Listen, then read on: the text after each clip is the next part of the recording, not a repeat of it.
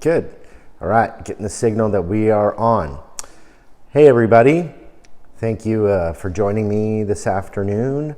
Appreciate you guys taking the time to be here to talk about a new wine for us, our 2018 San Ynez Valley Chenin Blanc.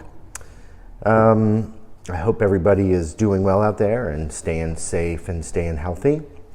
We are really excited about Chenin Blanc. Had a big kind of love affair with Chenin Blanc for a long time, and really happy to finally make one ourselves. I've been enjoying Chenin Blancs for at least the last 20 few years, 23 or so years, when I really got turned on to Chenin. And really how I got turned on to Chenin and found my love of Chenin was pretty early on in the winery, in the winemaking career. I think it was 1997 where I was at one of my first distributor tasting. These are trade tastings where, restaurants or where your distributor gets all these winemakers together, and restaurants and accounts and stores come and taste everybody's wine. And then obviously the winemakers get to taste everybody's wine. And so this little distributor back east had some really incredible people at this tasting in 1997, and I'm going to do just a little bit of name dropping here, but Bill Harlan was at the tasting of Harlan Winery up in Napa, a guy named Paolo DeMarchi from Isola Elena in Tuscany was there. But as much as I love this guy, another guy named Jean-Luc Colombo from Cornos, one of the greatest Cornos producers, was also there, and they were sharing their wines.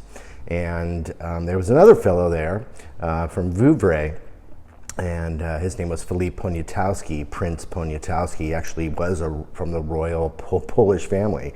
And this guy had his lineup of Vouvray's, and that was where I really got turned on to Chenin. I mean, he was pouring a sparkling Chenin. He had a dry Chenin.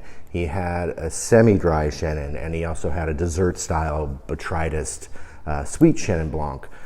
So it's just amazing that from his vineyards, from one grape, that you could make all of these different wines, and all these wines were incredible. The other thing that was totally shocking to me about Prince Poniatowski was what he was pouring, his lineup. So, in California, it's all about what's the new vintage, what's this? And this guy's lineup of wines, this is 1997. I mean, his current releases were a 1978, a 1983, a 1986, and then I think he had one wine in the 90s.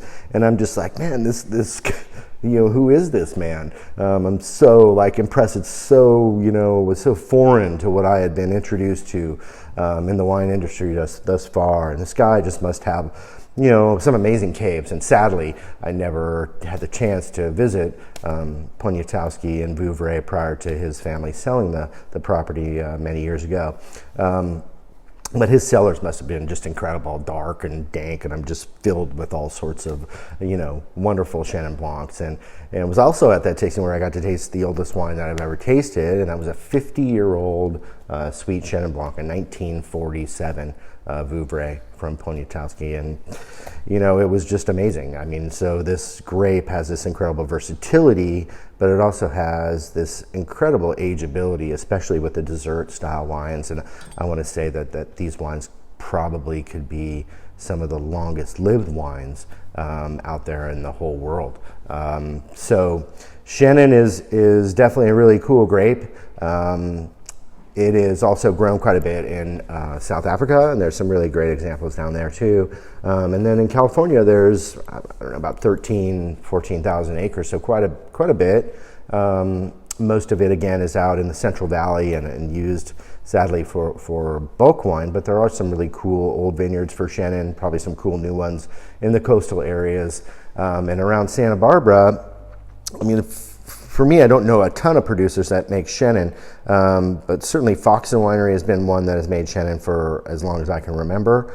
And then just getting to buy these grapes and make this wine got me turned on to a couple other producers who buy grapes out of this same Curtis vineyard where this wine comes from, our wine. So there are a few of us out there doing Chenin, and super happy with our results with this first wine. Now, we purchase these grapes. We don't actually grow Chenin, but this, making this wine has certainly got the wheels working, so that maybe we should, plant some Chenin here. I think it would do really, really well, both on the estate property. Sadly, there's not a lot of room for that here, but over on Purisima, because a lot of Vouvray has a ton of limestone soils. So, I think we could be onto something really cool. So that's something in the back pocket for sure, for somewhere down the road.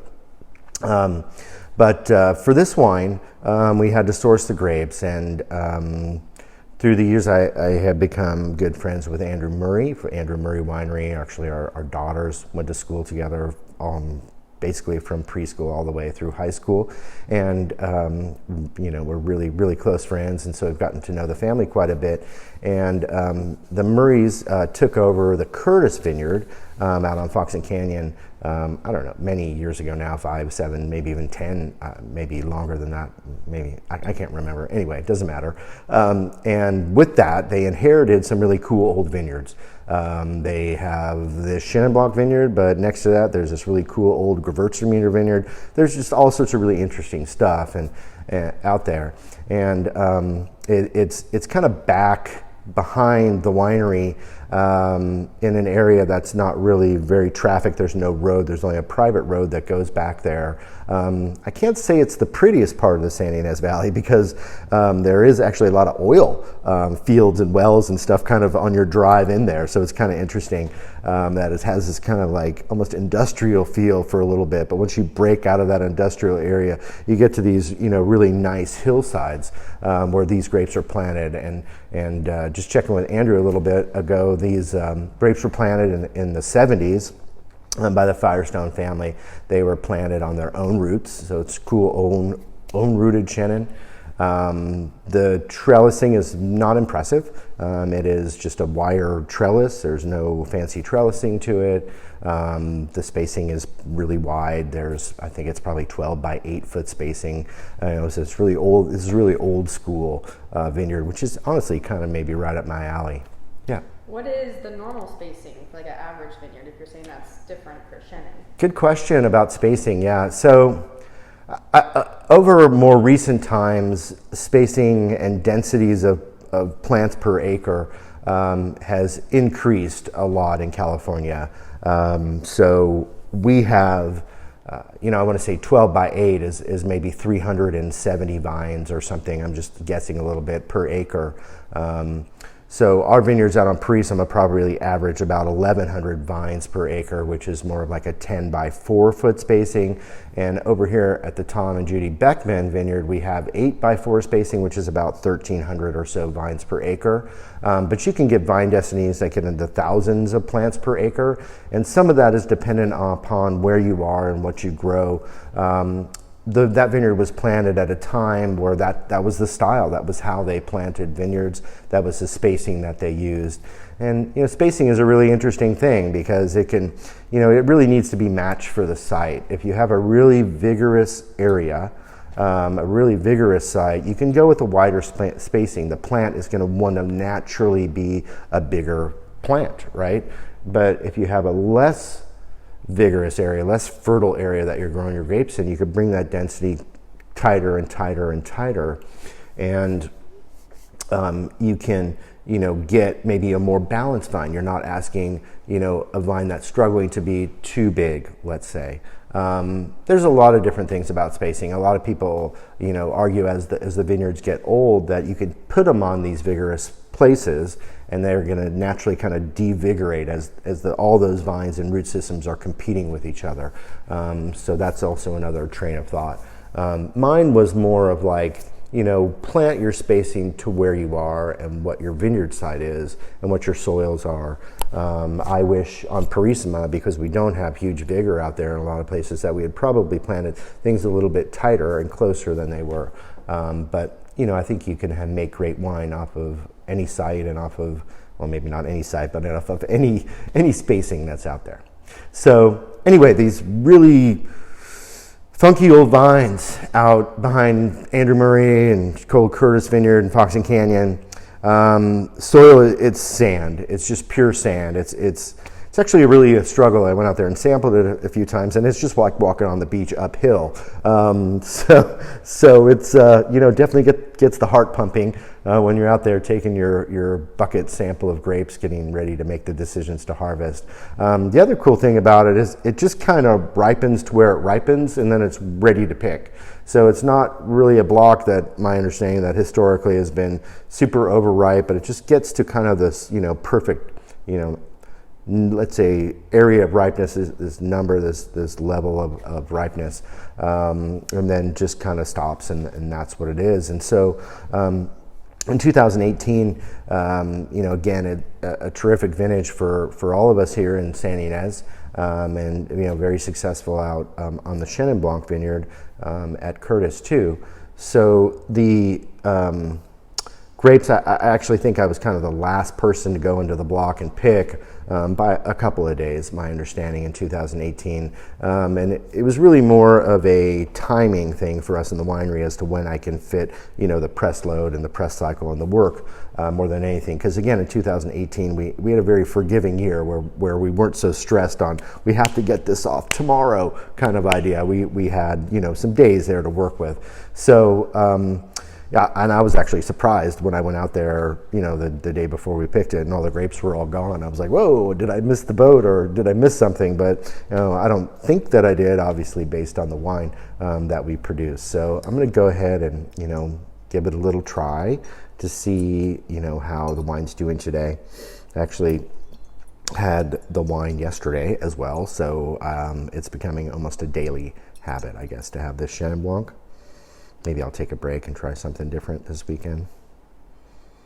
So, really, to me, varietal character nose, and then I guess what is that, varietal character that I'm getting? And it's got a nice kind of, stony minerality to it, nice kind of candied lemon quality, but it also has this kind of, ginger quality, this maybe more floral, let's say like lemon verbena kind of quality to it, which is certainly something that Chenin Blancs can have. Also extremely clean aromatically, very focused and vibrant.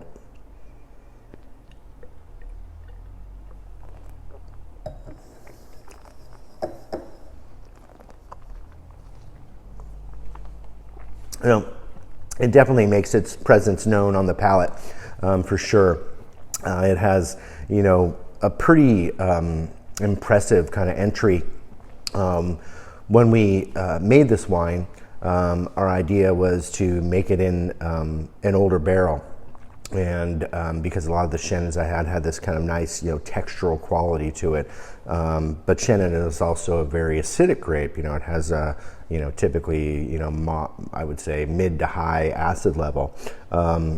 And also something that was really great in 2018 with the cool temperatures was how, wonderfully the acid was preserved in the wine that we made. Actually tasted the wine yesterday with Andrew and a couple other people, and they were asking about whether we added acid to it and other things that we did to it. And I don't remember exactly what we did, but I know that the juice had really great balance right at the press. And typically for me, I'm not necessarily looking at a certain number or a certain thing that we have to have in our wines as far as total acidity or pH or whatever. I'm definitely conscious of it, but the wine I look for is the balance and the flavor and and that kind of thing. And it just had such wonderful texture. It has a somewhat of a roundness to it, but that's also kind of balanced by this kind of nervy, vibrant, acidic, quality to it that I think is really what I was hoping to get. So the barrel fermentation allows that, broadness of the wine across the palate, inhibiting the malolactic like we do on our white wines, which we've explained before, is also a part of why the wine retains that good acidity and has that nice kind of vibrant quality that carries all those flavors on the back end. And then in the mouth, I think it mimics the nose a lot. I'm getting a lot of that kind of candied lemon quality out of the wine, for sure. There's a little bit of quince fruit in there, which is, something that's kind of unique. I don't get as much of the ginger aromatically, just more in that, as I did in the aroma, but just more of that, lemony, minerally, candied kind of quality that is really, really showing very well. The cool thing about, I think, this wine and Chenins in general is that they, have this ability to age.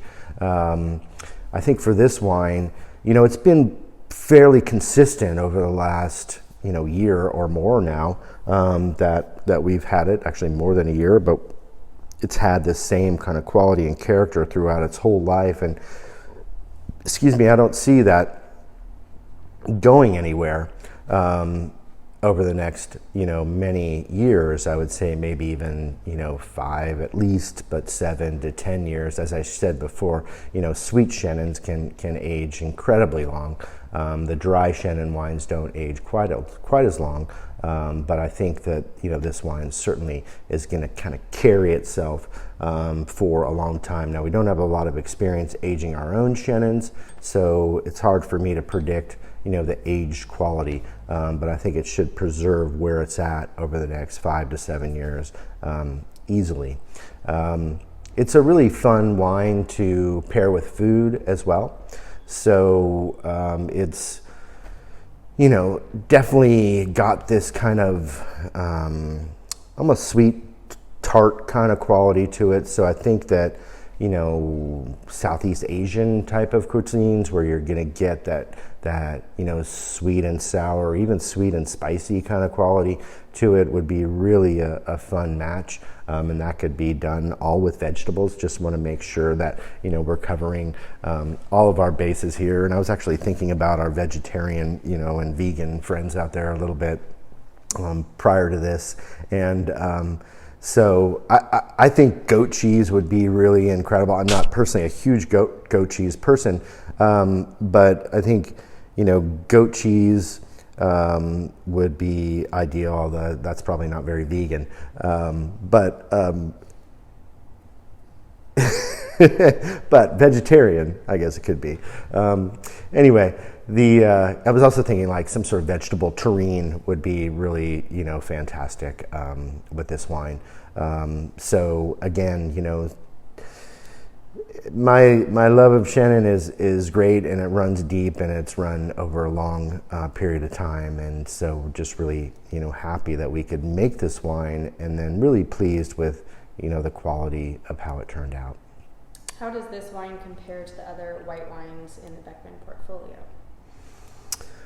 Yes, that's a really good question. So comparatively to the other wines in the portfolio, it is a higher acid wine. So we're going to have to definitely put it more in the camp of like a Sauvignon Blanc as far as the acid level goes in the wine.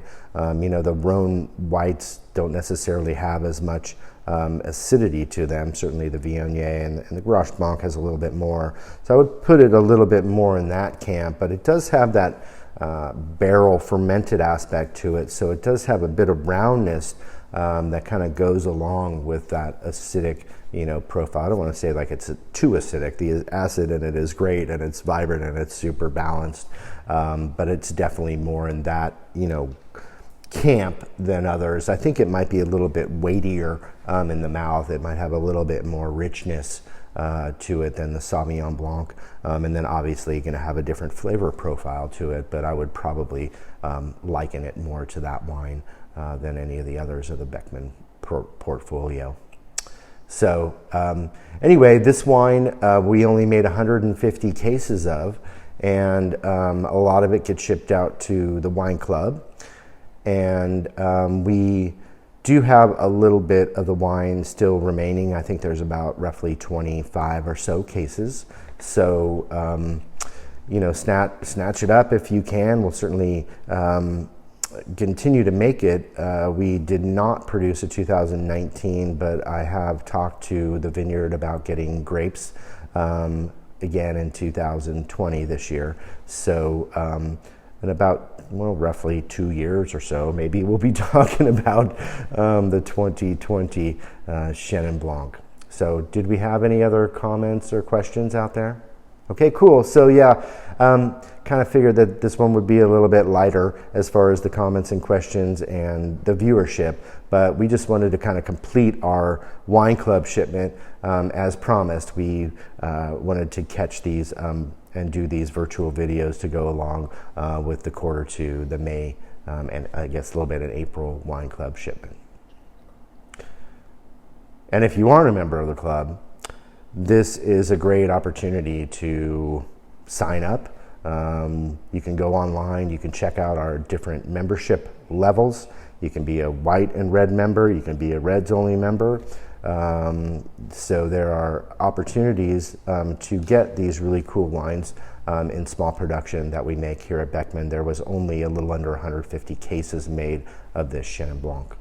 We do have one more question. Someone's asking if the Chenin Blanc is the only wine we make with outside grapes. That is a good question too. Yes, because we are predominantly, growing and making our own grapes. There's 2 wines over the last couple of years that we started to purchase fruit to blend along with the fruit that we grow. So both our San Ynez Valley Sauvignon Blanc in 2016, 17, and 18 were made with a combination of our own fruit that we grow and some purchased fruit that we bought. 2019 version of the Sauvignon Blanc is gone back to being all estate grown. Just to mention that, we're going to have a new release of that coming out really soon. And then our other one that we do that we purchase a little bit of fruit for is our Cabernet Sauvignon San Ynez Valley. So that again is a combination of our grapes that we grow here at the Thomas and Judith Beckmen Estate Vineyard, along with some other Los Olivos district fruit that we purchase. So that is a cool question. But other than that, everything that we make is all from either a combination of Purissima and the estate vineyard here, or exclusively to those vineyards. So if there's no more questions, I think we will cut the Chenin Blanc story short. And I just want to thank you guys again for joining me today. We are going to be doing another virtual tasting. When is that, Taylor? Is that June 26th? And there'll be an announcement about that coming up, in the next few days. It's going to be a Cabernet. I'll blow the secret right now. It's going to be a Cabernet bundle that we put together, and so we're going to talk about San Ynez and then just our estate-grown Cabernet Sauvignon at the end of June. So thank you guys so much again for joining me. Stay safe and stay healthy, and we'll see you next time.